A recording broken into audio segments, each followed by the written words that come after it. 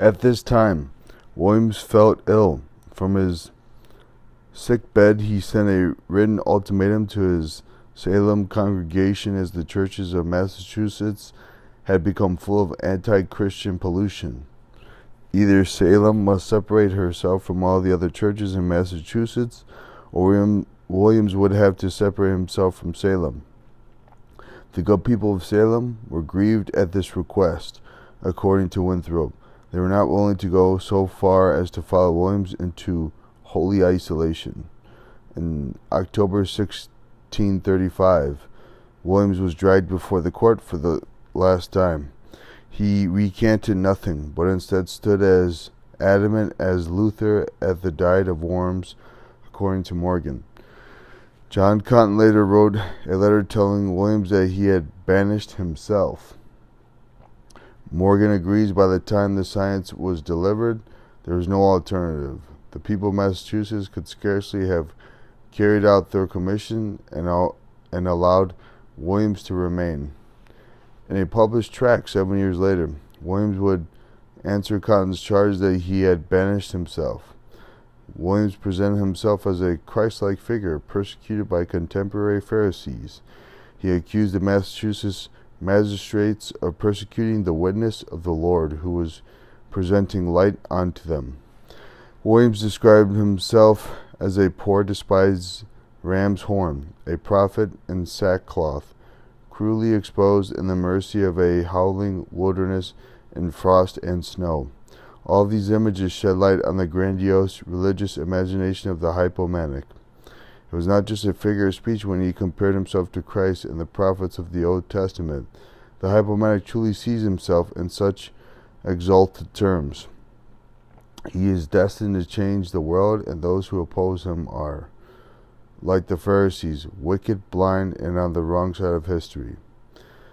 The Massachusetts magistrates thought they were being charitable when they allowed Williams to delay his banishment for a few months to set out the exceedingly harsh winter and recover from his illness.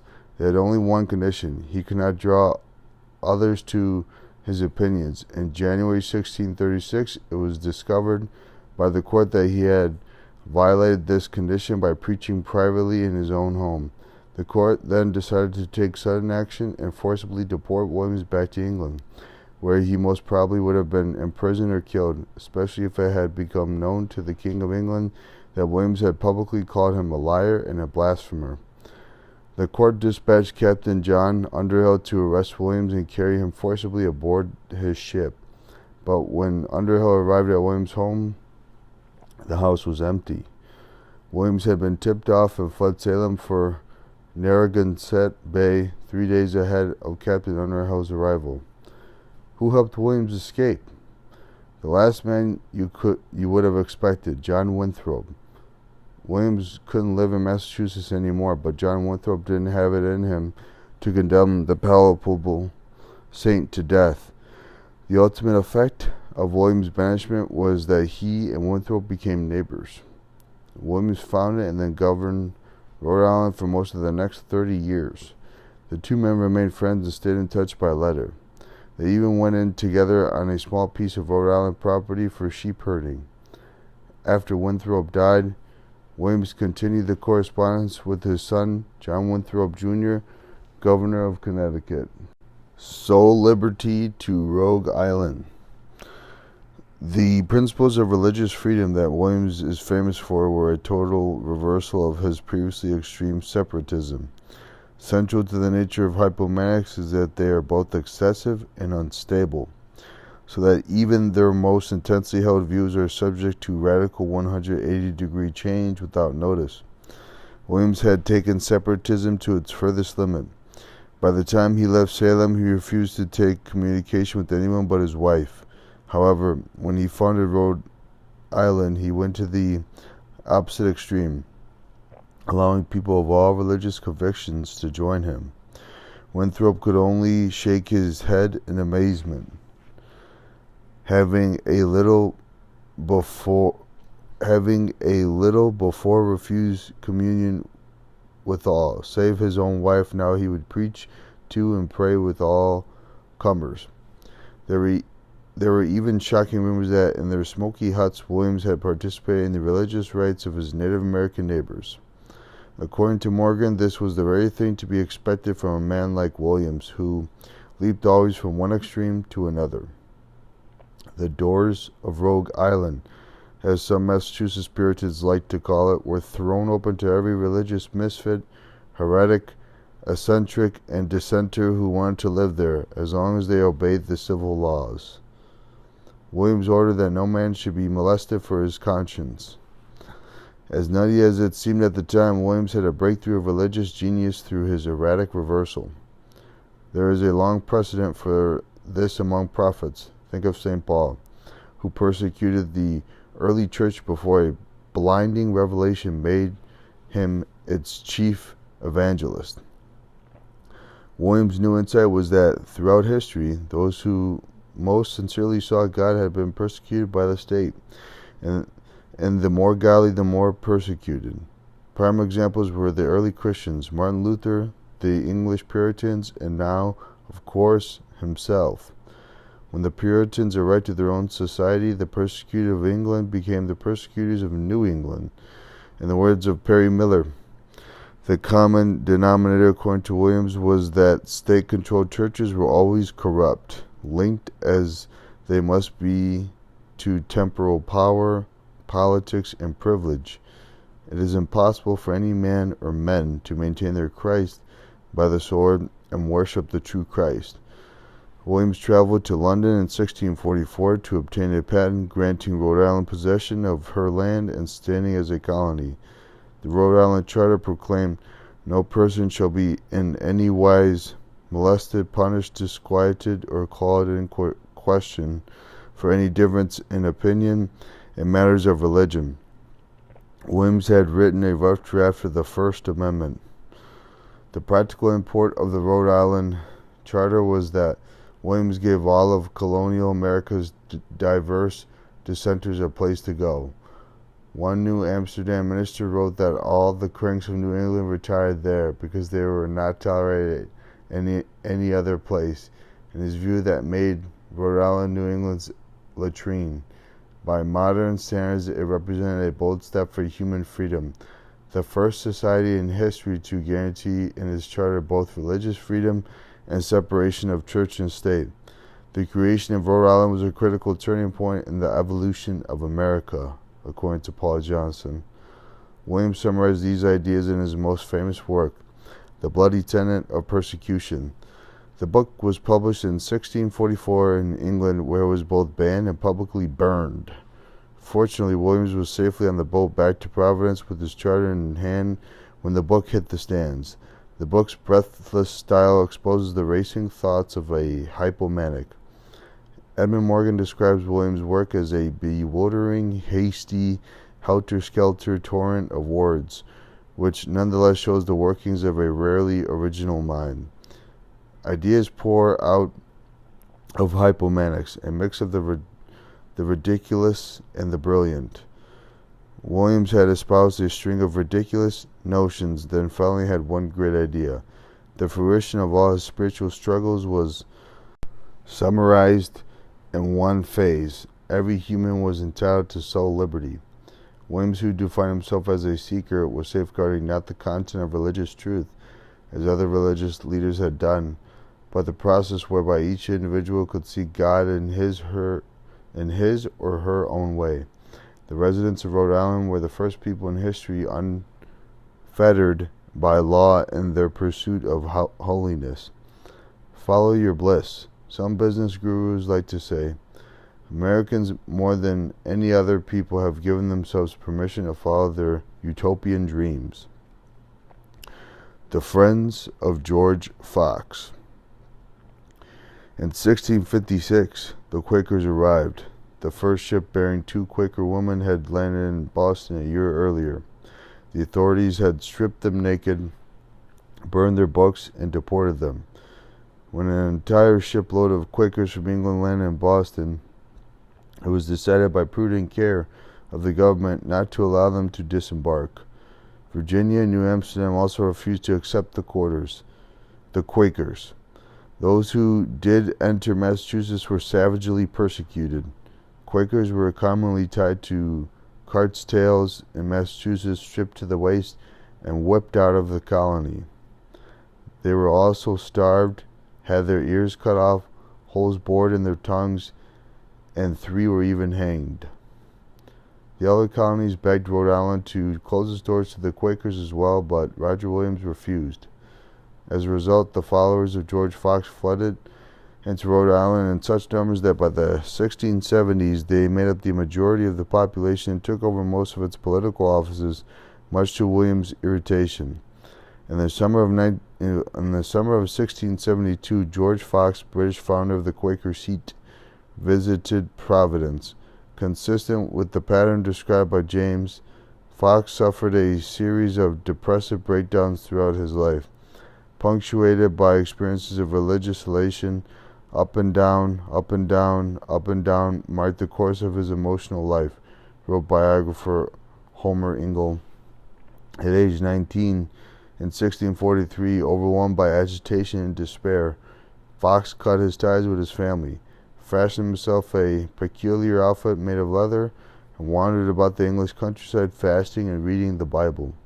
No matter what he did, whether remaining long closeted in his room or moping in the countryside, he could not throw off this despair that plagued him. Fox felt as though he were drowning in an ocean of darkness and death. James, a great admirer of the Quaker religion, offers Fox as an example of a profound religious mind that also manifested severe psychopathology. Fox would frequently do impulsive, bizarre things in obedience to inner promptings that verged on the hallucinatory. As James noted, Fox's journal abounded with entries such as the following, describing an incident in Lichfield, England. I was commanded by the Lord to pull off my shoes. I stood still, for it was winter, but the word was like fire in me. Then I walked on about a mile, and as soon as I got within the city, the word of the Lord came to me again, saying, Cry, woe to the bloody city of Lichfield. So I went up and down the streets crying with a loud voice, Woe to the bloody city of Lichfield. And no one laid hands on me. And thus, as I went crying through the streets, there seemed to me a channel of blood running down the streets, and the marketplace appeared like a pool of blood. These euphoric revelatory openings, as Fox called them, lightened the weight of his depression, according to Ingle. More generally, they became the basis for a philosophy that formally raised the authority of personal revelation over institutional authority. Fox believed in divine guidance by one's subjective sense of God's inner light. Karl Marx's assessment of Luther's revolutionary impact could just as easily apply to Fox. He destroyed faith in authority by restoring the authority of faith. Fox argued that there was now no need for any church hierarchy or structure whatsoever. The Lord would teach his people himself. Williams fought for the Quakers' right to come to Rhode Island despite their theological opinions, but simultaneously he felt compelled to publicly oppose what he saw as their errant views. Blasphemy! Blasphemy! He cried. Like any good Puritan, Williams believed that man knew God through the Scriptures, not by a self-indulgent inner light. Fox was encouraging man to make himself equal in power and glory with God. He protested. A few months short of his 17th birthday,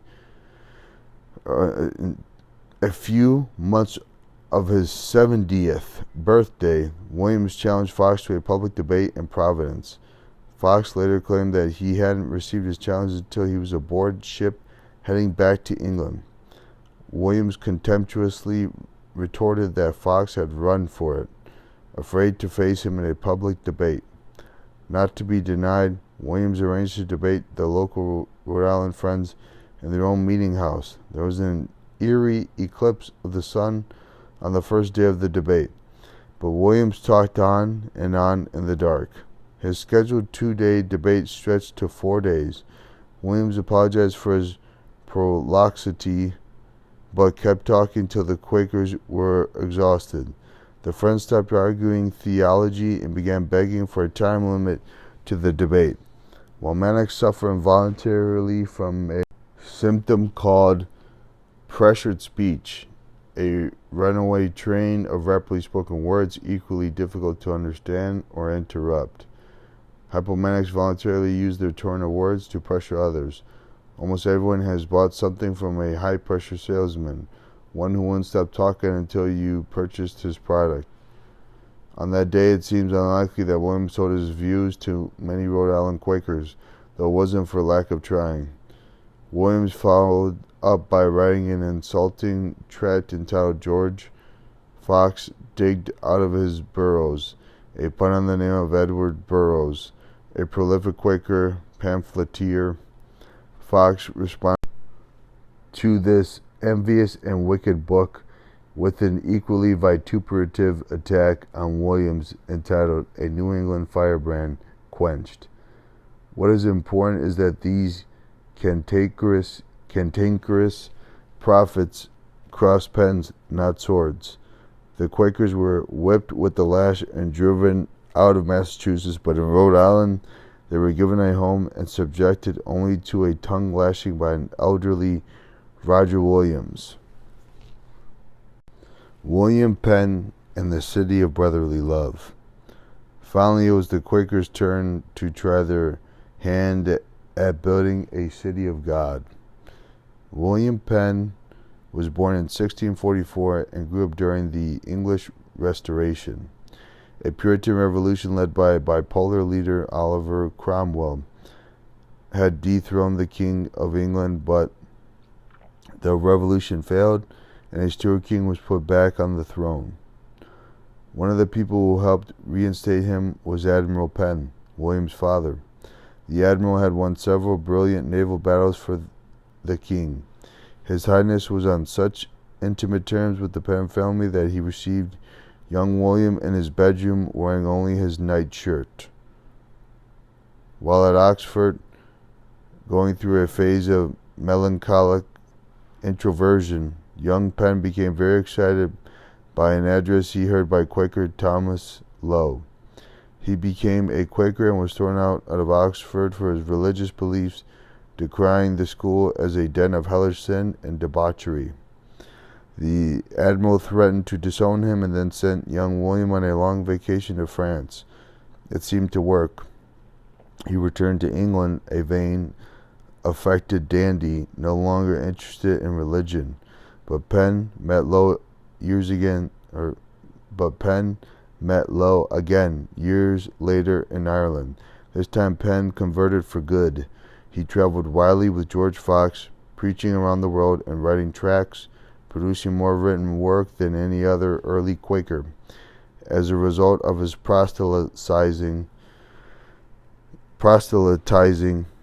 he went to prison 4 times and his estates were confiscated. Penn proved to be an irrepressible evangelist. When the Friends were outlawed from meeting in their meeting house, Penn began preaching in the street. He was arrested for disturbing the peace. At his trial, Penn refused to be silenced.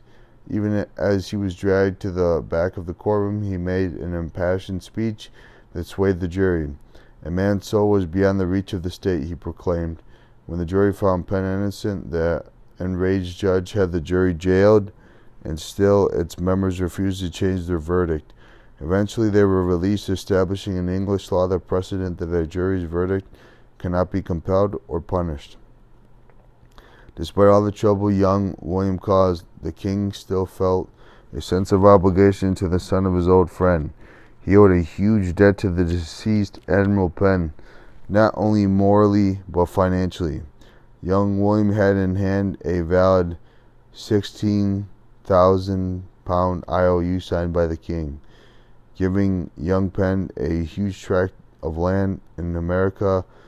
Concluded the king's business with the Penn family. The land was exchanged for cancellation of the debt. Penn was fortunate in his timing. The king had recently defeated the Dutch, claiming all the territory in North America. To solidify his hold on the land, he was promoting an aggressive settlement policy. While populating his colony with the Englishmen, the king was now able at the same time to unload a bunch of unruly Quakers whom he otherwise might have had to imprison at government expense. If they wanted to practice their odd religion there, that didn't matter to him. Penn saw that the government was glad to be rid of us at so cheap a rate as a little parchment to be practiced in the desert 3,000 miles off. The king honored his old friend, the admiral, by insisting that the new colony be named for him. William had wanted to call it Sylvania, so Pennsylvania was adopted as a compromise. In 1681, Penn's holy experiment began. Roger Williams had opened the door to religious dissenters by not molesting them, but William Penn put out the official welcome mat. He guaranteed total freedom of religion in the colony's charter, actively inviting, not merely tolerating, people of all faiths. All freeholders were given the right to vote regardless of religion. This new standard of tolerance attracted all sorts of believers. Philadelphia became the center of colonial Jewish life, for example, and it did not hurt that Penn offered cheap land on easy terms. Rhode Island had been a place to escape to in desperation. Pennsylvania was a destination. In Philadelphia, Penn built a city such as no one had seen. Everything in Pennsylvania was big from the start, wrote Paul Johnson. It had unusually wide streets, lined with trees, paved and organized in a massive, symmetrical grid. Hypomanics always think big, and in this case, the city's very urban design announced the ambitious intentions of its founder. This was a modern city of the future, big enough for its diverse people. That was the idea behind the city of brotherly love, and it would become the model of a new nation. Historian Edward Channing called Penn the founder of the United States. It was William Penn's model for far more than John Winthrop's that the framers of the Constitution followed. Johnson agrees Quaker Pennsylvania was the key state in American history. Not coincidentally, the religiously radical Quakers were also excellent entrepreneurs and quickly turned Philadelphia into the center of American commercial life, outstripping both Boston and New Amsterdam. Most of its new immigrants were simple laborers who transformed themselves into self-employed farmers. Almost anyone could get 100 acres of rich land there, and soon the bread colony was exporting large agricultural surpluses. The Quakers were well-dressed. They ate magnificently, and they had money jingling in their pockets.